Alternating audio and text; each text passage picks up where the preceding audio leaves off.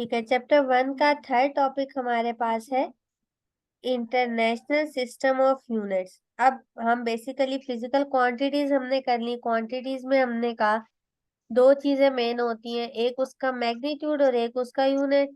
अब यूनिट होता क्या है, ठीक है। अब कह रहे हैं किसी चीज जी को सिंपल हम काउंटिंग में तो मेजर नहीं कर सकते। जैसे मैंने आपको बताया, अगर मैं कहूँ मेरा वेट 50 है तो 50 क्या, जी 50 kg बताना पड़ेगा ना। तो साथ कोई ना कोई एक स्टैंडर्ड चाहिए होगा, उसको हम लोग जो वो स्टैंडर्ड जो हम यूज करेंगे किसी क्वांटिटी को एक्सप्रेस करने के लिए, उसको हम लोग यूनिट कहते हैं। ये लिखी हुई है हमारे पास यूनिट की डेफिनेशन, मैं आपको इसको हाईलाइट कर देती हूँ। ये once a standard is set for quantity, then it can be expressed in terms of that standard quantity. This standard quantity is called a unit. एक क्वांटिटी के लिए हम स्टैंडर्ड सेट करते हैं, फिर उसको उसी स्टैंडर्ड में मेजर करते हैं, इसको हम लोग क्या कहते हैं, यूनिट कहते हैं। ठीक है। फिर एक जी काफी इंपॉर्टेंट क्वेश्चन है जो 9th के लेवल पे पेपर में काफी आता है कि व्हाट आर एसआई यूनिट्स। ठीक है, एसआई यूनिट्स क्या है या वो किस तरह से डिवेलप हुए। तो ये आपने बताना होता है कि 11 जनरल कॉन्फ्रेंस जो वेट और मेयर्स में हुई थी पेरिस में 1960, उसमें पूरी दुनिया का एक्सेप्टेबल एक मेजरमेंट का सिस्टम बनाया गया, जिसको इंटरनेशनल सिस्टम ऑफ यूनिट कहते हैं, और हम इसे रेफर करते हैं एस एसआई यूनिट्स। ठीक है।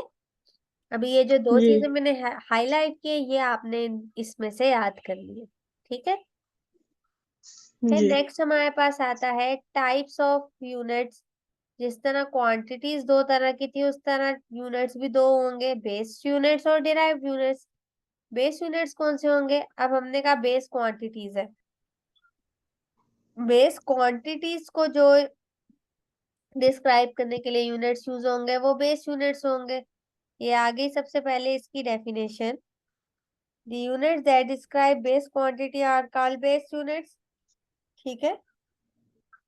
जी अब आपको पता है बेस क्वांटिटीज कितनी है, ऊपर मैंने बताया था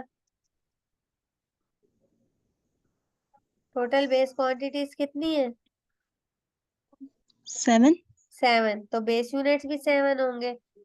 ये जी 7 बेस क्वांटिटीज है और ये इनके यूनिट है। ये टेबल आपने याद करना है, ठीक है, ये बहुत इंपॉर्टेंट टेबल है। जी 7 ही है, 7 आपने फिंगर टिप्स में याद कर लेनी है। लेंथ, लेंथ का यूनिट मीटर, मास का यूनिट किलोग्राम, टाइम का यूनिट सेकंड, करंट का unit ampere, intensity of light का यूनिट कैंडेला, टेम्परेचर का यूनिट केल्विन, और अमाउंट ऑफ सब्सटेंस का यूनिट मोल। तो ये 7 बेस क्वांटिटीज और बेस यूनिट्स है जो आपको याद होने चाहिए। ठीक है।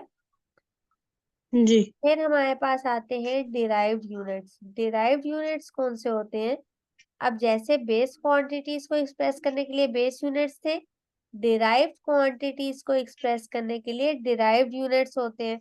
अब हमने कहा था डिराइव्ड क्वांटिटीज भी ढेर सारी हैं, तो डिराइव्ड यूनिट्स भी ढेर सारे होंगे। जिस तरह अगर हम लोग एरिया की बात करें, एरिया क्या होता है, लेंथ इनटू ब्रेथ। ठीक है। एरिया ऑफ रेक्टेंगल की बात करें, लेंथ का यूनिट भी मीटर, ब्रेथ का यूनिट भी मीटर, तो एरिया का यूनिट हो गया मीटर स्क्वायर। तो मीटर स्क्वायर जो है ये एक क्या है, डिराइव्ड यूनिट है। समझ आई इस बात की किस तरह से डिराइव यूनिट निकालेंगे। जी जिस तरह फोर्स, फोर्स हमारे पास होता है M A, F is equal to M A होता है ना। जी तो मैस का यूनिट होता है किलोग्राम, एक्सेलरेशन का यूनिट होता है मीटर पर सेकंड स्क्वायर। तो किलोग्राम मीटर पर सेकंड स्क्वायर ये एक डिराइव्ड यूनिट है। इसको हम न्यूटन से भी रिप्रेजेंट करते हैं। ठीक है। जी स्पीड, स्पीड होता है डिस्टेंस अवर टाइम, डिस्टेंस का यूनिट मीटर, टाइम का यूनिट सेकंड, तो स्पीड का यूनिट हो गया मीटर पर सेकंड। ठीक है। जी इसी तरह ये पूरा टेबल दिया हुआ है, ये आपने देख लेने हैं नेम और इनके यूनिट्स। ठीक है।